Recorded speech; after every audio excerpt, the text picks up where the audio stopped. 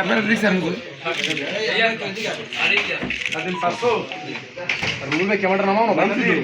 নির্বাচনের নিরপেক্ষতা পরিবেশ এটি নির্ধারিত।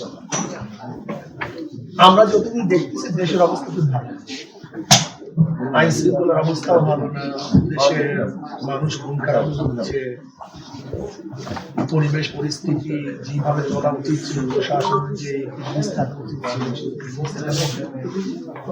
পুলিশকে আমাদের নিষ্ক্রিয় নিষ্করা, গাছানা সবাই ভাব দেখাচ্ছে।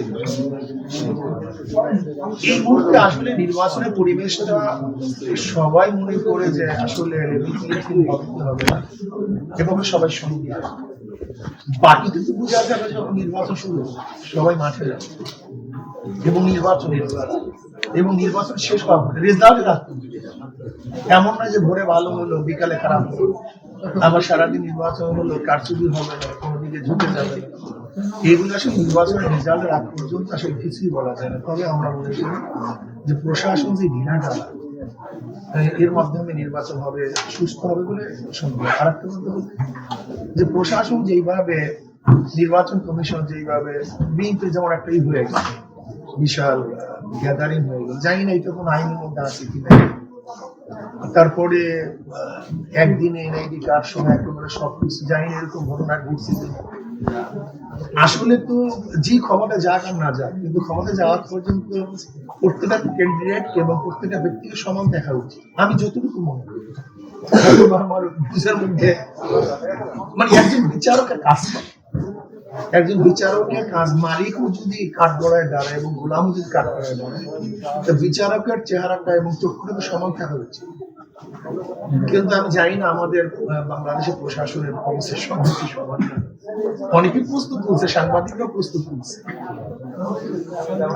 সেহেতু আসলে বাংলাদেশের জানি না ভাগ্যে কি হবে, আমাদের বিগত সিইসি গুলির অবস্থা কি, প্রশাসনের অবস্থা কি, যারা দায়িত্বে ছিলেন তারা আজকে জেলে মবের শিকার হয়েছে, যারা বড় বড় দায়িত্ব পালন করেছে তারা আজকে মানে দেশ ছাড়া হয়েছে। এরপরে কি জানি না আমাদের দেশের প্রশাসনের আকল জ্ঞান কি ফিরবে কি ফিরবে না, আমি জানি না। এটা কমই ঠিক হবে, এখন কিন্তু ঠিক হয় নাই, হচ্ছে না, দেখছি প্রশাসনের সবই তো ব্যর্থতা তো সব জায়গায় আছে, ব্যর্থতা সব জায়গায় একটা রাজনৈতিক লেভেল প্লেইং ফিল্ড, এটা আমাদের বর্তমান প্রধান আসছে। আমি মনে করি অন্তর্বর্তী সরকারের প্রধান উনি বিশালভাবে এখানে সৃষ্টি করেছে, আমাদের পার্থক্য সৃষ্টি করেছে, বৈষম্য সৃষ্টি করেছে। যেরকম ধরেন উনি সবসময় 2-3 দল ডাকেন না, এটি কোন ঠিক, উনি আমেরিকা সফর গেছেন 2-3 দল, এটি কোনার জন্য আদৌ ঠিক হয়েছে? উনি না পরিষদ নিয়ে যান, ওনার পরিষদ আছে, অন্তত সরকার একটা পরিষদ আছে, তাদের কি কিন্তু রাজনৈতিক দল কাউকে যদি দিয়ে যাওয়া হয় তাহলে তার মানে কি বলেন? অন্য দলগুলোর অবস্থা কি? অন্য দলগুলির উপরে মানুষের ভাবনা সৃষ্টি কি হয়, এটা ওনার আদৌ ঠিক হয়েছে? আবার উনি বসে হঠাৎ করে দেখা যায় 2-3 দলের জন্য বসে, তার মানে উনি 2-3 দলের কি অন্তর্ভুক্ত সরকার বা সবার অন্তর্ভুক্ত? উনি এখানে মারাত্মক বৈষম্য সৃষ্টি করেছে, যেটা আলটিমেটলি ওনার নিরাপত্তা প্রস্তুতি মারাত্মক প্রস্তুতি। এরপরে আমাদের প্রশাসনগুলি দেখা যায় আগামী দিকে ক্ষমতা আসবে, জানে না কেউ ক্ষমতা আসবে, কিন্তু ধারণা করে তাদের সাপোর্ট করে তাদেরকে ঝুঁকি দিচ্ছে এই প্রশাসন। আমরা চাই বাংলাদেশটা ভালো সুন্দর হোক, সবার কল্যাণে সবাই কাজ করি, আমরা মিলেমিশে কাজ করি, একই সাথে সহাবস্থানে থাকি, একই সাথে রাজনীতি করি, আমাদের সংস্কৃতি পরিবর্তন করে। যদি কেউ ক্ষমতা আসে দুই দল আর ঘুরে থাকবে না, আমাদের সংস্কৃতি পরিবর্তন করে। আমি বরিশাল 5 এবং বরিশাল 6। হ্যাঁ, এখন সবাই নমিনেশন সাবমিট করবে, যে যেখানে সিদ্ধান্ত থাকবে আর যদি সিদ্ধান্ত না হয় নির্বাচন ভালো ভালো লোক দিয়ে মানে কর্মসূচি তৈরি হবে না, যদি জোট আমাদের সিদ্ধান্ত দেয় তাহলে উঠাবে সিদ্ধান্ত আমাদের এখানে তো আমরা আমাদের মোটামুটি এই আসনগুলো আমাদের